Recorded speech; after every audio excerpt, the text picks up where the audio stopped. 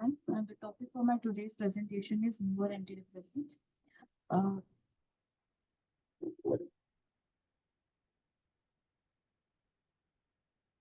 so, what are the various hypotheses of depression? One is monoaminergic hypothesis, which says that there is relative deficiency of monoamine at the synapses and at the somatodendritic areas. And the monoamine receptor hypothesis, which says that there is upregulation of 5-HT1 presynaptic autoreceptors as well as postsynaptic serotonin receptors. So the mechanism of action of SSRIs. So basically, there are SERT, serotonin receptor transporter, serotonin receptor transporter, and 5-HT1 receptor. So serotonergic receptors, there are various serotonergic receptors, out of which 5-HT1A, 5-HT1B, 1D, and 5-HT2A. These are autoreceptors, and rest are postsynaptic receptors. So these autoreceptors, they have this negative feedback mechanism of action.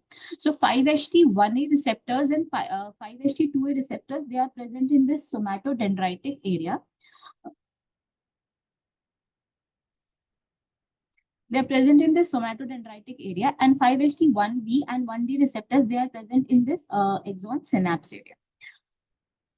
So when SSRI is given, what happens is that SSRIs block these SERT transporters. So due to this blockade, there is increase in serotonin in this somatodendritic. Because of this increased serotonin, this increased serotonin will act on this 5-HT1A autoreceptors and lead to desensitization of these receptors. And when these receptors get desensitized, there will be increased flow of from this area to the axon terminal. Hence, increase in the release of serotonin in the synapse area and leading to desensitization of the postsynaptic receptors. Now, what happens beyond the synapses when the monoamine it act on these receptors? It will lead to further gene expression of Krebs gene, and ultimately increase in BDNF, which is responsible for synaptogenesis, neuroplasticity, cell survival, and neurogenesis. So vortioxetine is a newer antidepressant.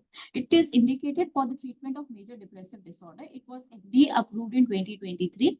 It is available as immediate release film-coated tablets of 5 mg, 10 mg, and 20 mg, and it is approved FDA approved pregnancy category C drug. So the doses are, it's recommended starting dose is 10 mg once daily, and it can be increased up to 20. The adverse reaction is nausea, vomiting, constipation, dizziness, and sexual dysfunction. So what is the mechanism of action? It has a multimodal mechanism of action along with blocking SERT.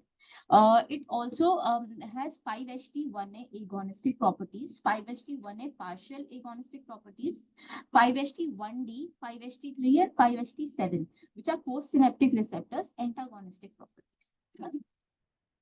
So through this 5-HT1B, 5-HT3, and 5-HT7, it leads to increase in all the levels of all the neurotransmitters, that is serotonin, dopamine, histamine, noradrenaline, and acetylcholine.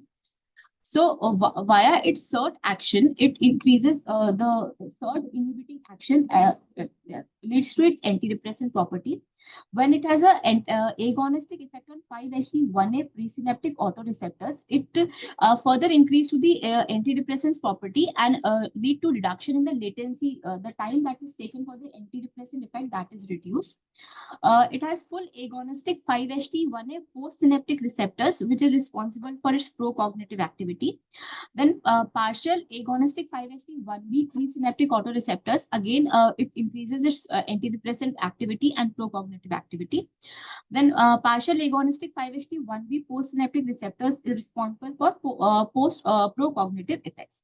Also, this increases the level of interleukin 4, which has anti-inflammatory effect, and also increases BDNF, which has procognitive. It is oral availability is 75%. Half-life is approx 66 hours. Protein binding is 98%. And elimination is 59% through urine and 26% feces. It is metabolized by CYP450 enzyme, after which it undergoes glucuronic acid conjugation. Next is vilazodone. Vilazodone was FDA approved for the treatment of depression in adults in 2011. It is marketed by Wilbrad, available as a tablet of 20, 20, and 40, and it is FDA category C for pregnancy. So it is a SPARI, that is selective serotonin reuptake inhibitor, and 5-HT1A receptor partial agonist. So the dosing is, you have to start with the initial dose of 10 mg once daily with food for 7 days, and the dose can be increased up to 40 mg once daily with food after a minimum of 7 days between the dose increase. The adverse reaction, the main side effect of velazodone are GI side effect, that is nausea, diarrhea, vomiting, headache, and sexual dysfunction, which is comparatively less than other SSRIs. The mechanism of action again is that it is a SCRT blocker and also 5-HT1A partial agonist. So 5-HT1A partial agonist will further increase to its antidepressant properties. The oral bioavailability of is affected by food. Half-life is approximately 25 hours and it is 96 to 99% protein. Next is S-ketamine.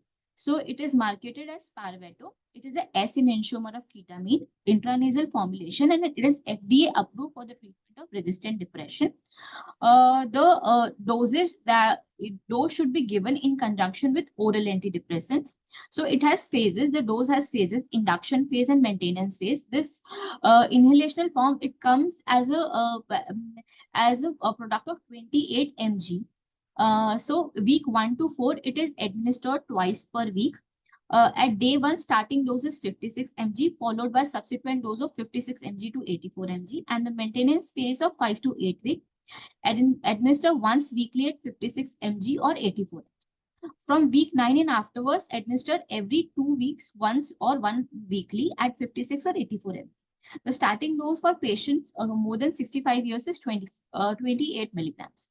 The adverse reaction are dissociation, dizziness, nausea, sedation, hypoesthesia, anxiety, lethargy, blood pressure, increased blood pressure, and vomit.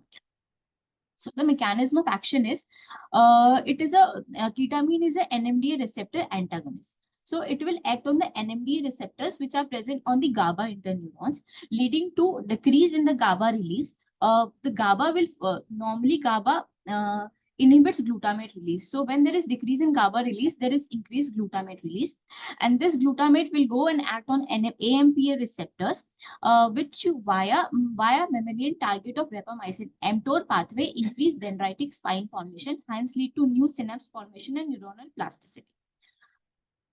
One more mechanism that is proposed is that ketamine blocks NMDA receptors on GABA interneurons. Again, it will increase GABA release, glutamate release, which act on AMPA receptors.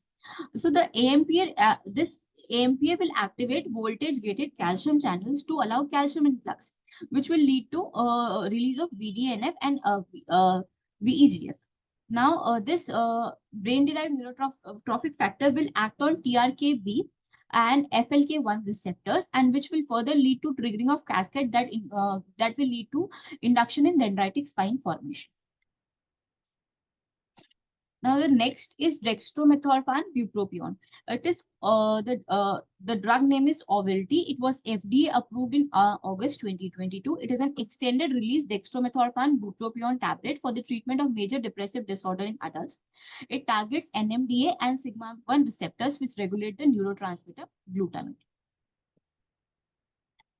Rapastinel, it is functional partial agonist of glycine binding site on NMDA receptors. It is intravenously administered. Preclinical rat studies are done. It has rapid antidepressant efficacy, lesser side effect burden than ketamine, and promising human studies in a third stage is going on. Phase 3 trial are going. Next is brexanolone. Brexanolone, it is a cyclodextrin-based IV formulation of a naturally acting neuroactive steroid, allopregnanolone. It is marketed by the name of Zulresso, and it is indicated for the treatment of postpartum depression. It was FDA approved in 2019.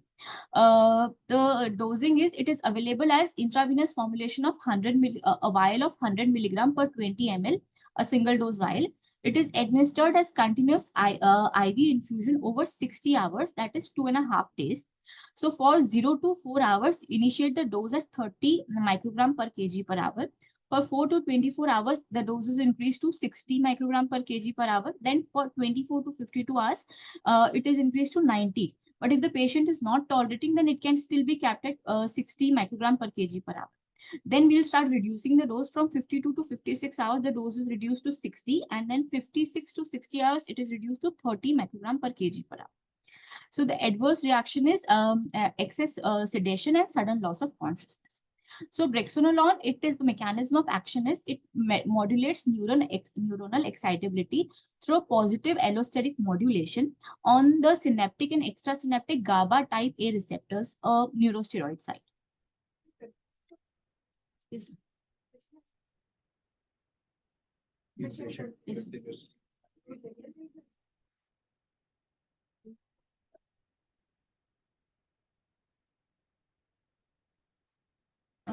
Then the other neurosteroids are ganaloxanol, that is GABA receptor positive allosteric modulator, specifically under development for treatment of postpartum depression, and zuranolone, which is a GABA receptor positive allosteric modulator, again specifically under development for treatment of both MDD and postpartum depression.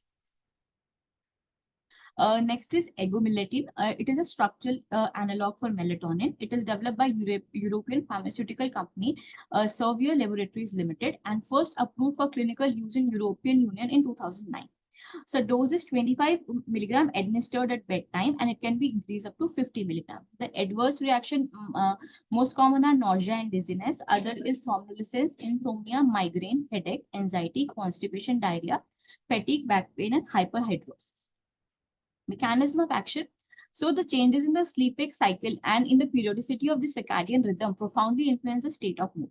So it acts as an agonist at melatonin, that is MT1 and MT2 receptor, and at an antagonist at 5-HT2C receptors.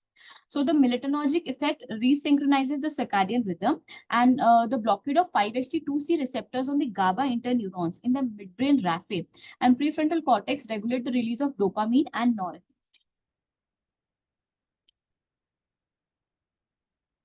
Next is TIK-301. It is developed by Eli Lilly in phase 3 trial. It is non-selective MT1, MT2 agonist and 5-HT2B2C antagonist.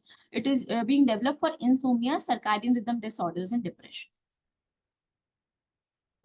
Next is trenylcypromine. It is FDA approved for use in MDD without melancholia, FDA pregnancy category C drug. It is irreversible non-selective MAO inhibitor. Dose is to start with 10 milligram BD. If no response within 2 to 3 weeks, then dose is increased to 10 milligram every 2 to 3 weeks. Contraindication is abnormal liver function test, and adverse effect are agitation, anxiety, dizziness, headache, orthostatic hypotension, and weight gain. These are my references.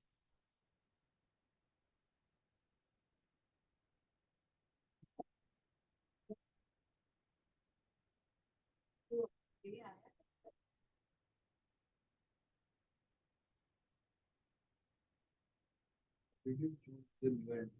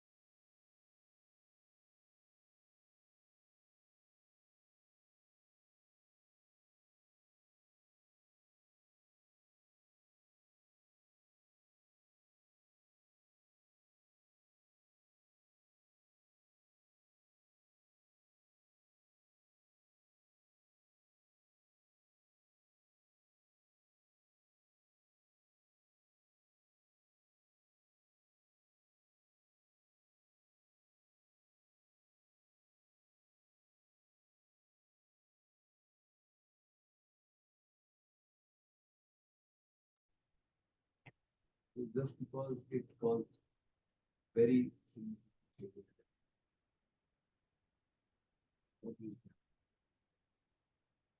structure analog of melatonin. Next job. Like it is a structure analog, but it has a very significant 5-HT2C receptor. So it acts that way also. That is more of its say mechanism of action as an antidepressant. And the antidepressant, you know, that only does not work. the structure. Very effective if you feed these patients with this circadian rhythm. From the daytime they are sleepy and nighttime they are patient आता है ना कि दिन में नींद नहीं आती है, दिन में नींद नींद से सोती है थकान रहती है और रात में नींद नहीं आ रही. The problem actually